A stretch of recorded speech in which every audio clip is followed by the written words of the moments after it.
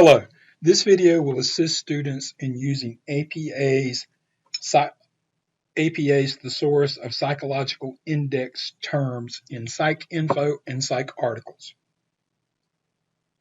To begin this search, you would start it at the library's home screen.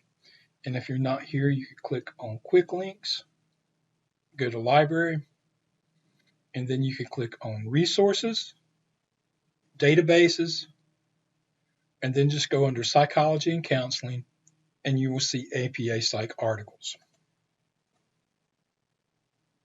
Now, before I begin, one of the things I forgot to mention was you probably wonder, why do I want to use the psychological index terms?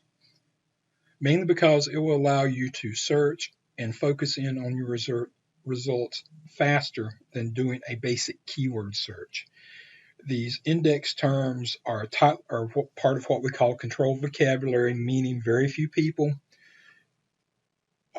can put them into the indexes and records, and they have to meet certain criteria to do that. So those terms only looks in a specific part of the record for those terms, and not in the title, the subject, the title of the article, the title of the journal, the abstract, the description. It does not look there, but only in the subject term. So it's a tighter focus. And usually, now back to PsycInfo and PsycArticles, usually when I search one, I search the other. So to search both, click on Choose Databases and just add PsycInfo. Click OK.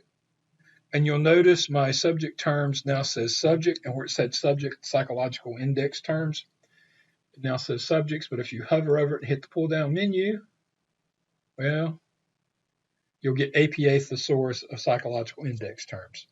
So click on it, and here is where you'll browse to look for your terms.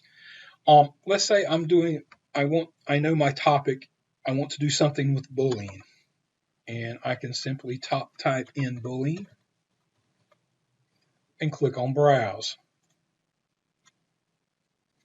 And you'll see it's listed here, an A to Z list of all the terms around it. I have bullying. What I could do, before I select it, go ahead and click to display the details. I will do that because it will tell me information about when this term was added. Also, notice it gives me broader and narrower terms, and also related terms. All these are important because sometimes you may want to take some of these related terms and add them.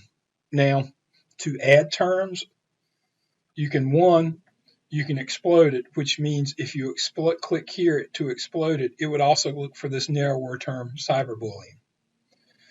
If you say you want it as a major concept, that means the article will be even tighter focused because it would have to be in the major part of the article.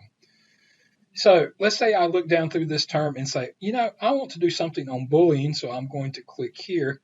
But I also want to look at the victimization, what happens to the person after they've been victimized by that bullying. I can put a check here.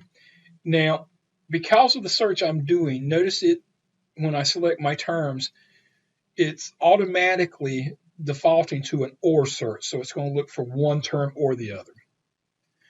9 times out of 10, I would want this type of search. But because I'm doing bullying and victimization, I am going to use my pull-down menu and change that to an and click Add. Now here's the search I'll be doing, bullying and victimization as descriptors. I click Search. I have 2,900, roughly 2,800 articles. And you'll see my terms are bolded. There's bullying and cyberbullying, bullying and victimization. And these are my articles. Now I'm going to go back a screen and show you what happens when I click on that major concepts button. Now notice I've got them added. I'm going to go back and add them again, but this time I'm going to add as major concept. I'm going to go back down and select victimization and add it as major concepts. and I'm going to click on search. Notice what I've done. Oh, it did them both, didn't it? Okay. Notice I'm down to almost 1,800 articles. Bullying and victimization should be both up here in my subject terms.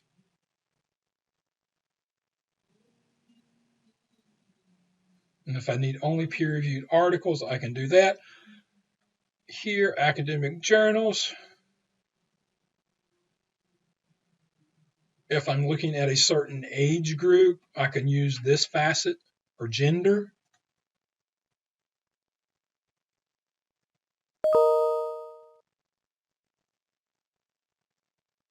So I'm looking at a gender 2, female, and I've got my search limited down. So if you have any questions about conducting this type of search, email us here at the library. You may ask to speak to me because I'm probably the one who's done more of these, but any librarian can walk you through these steps. So if you have any questions, please contact us. Thank you.